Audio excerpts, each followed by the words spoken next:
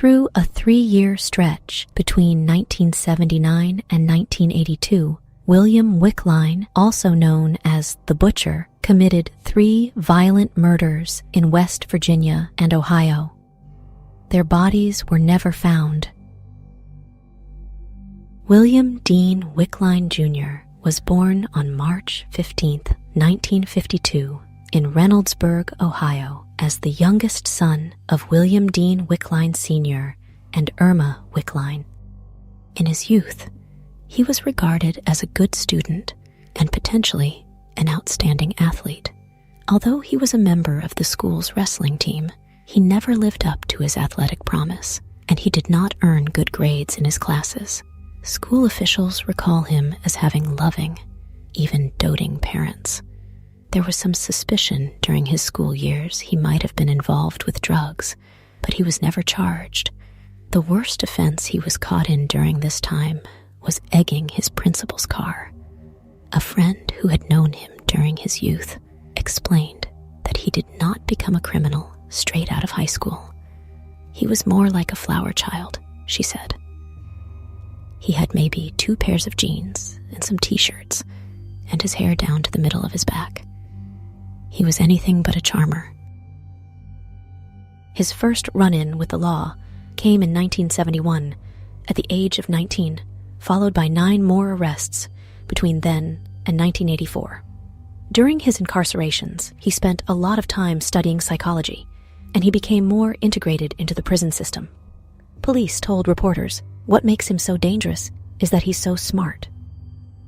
After spending several years in various prisons, Wickline would eventually be released in November 1979.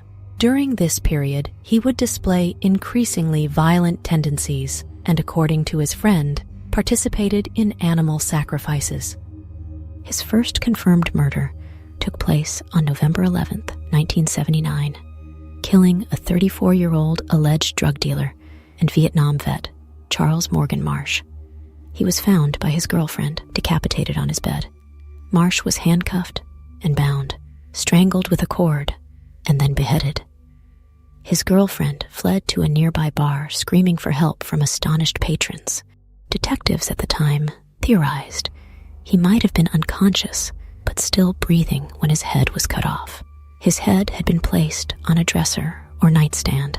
It was also determined that Marsh's killer had also taken his time to comb the hair of his victim's severed head. The killer had scrawled, "I came. You weren't home. I love you," on the wall. Hours later, his green pickup truck with white camper was found on a city street.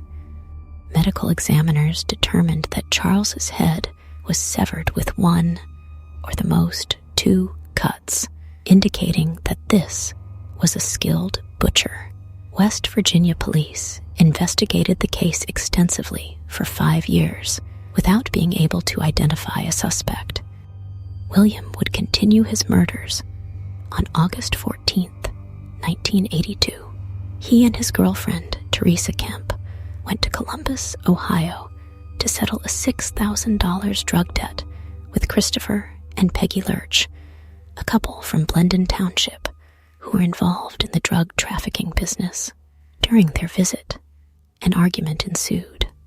During the argument, Christopher boasted about sleeping with Wickline's girlfriend. After the argument, Wickline asked Christopher to accompany him to the upstairs bathroom to help him with a clogged tub drain. But while he was looking inside the tub, Wickline took out a knife and slit his throat, deciding that he needed to get rid of Peggy as well, as she could be a potential witness. Wickline threatened to harm Kemp if she did not help him out by holding the sleeping woman's legs, while he proceeded to strangle her to death with a rope.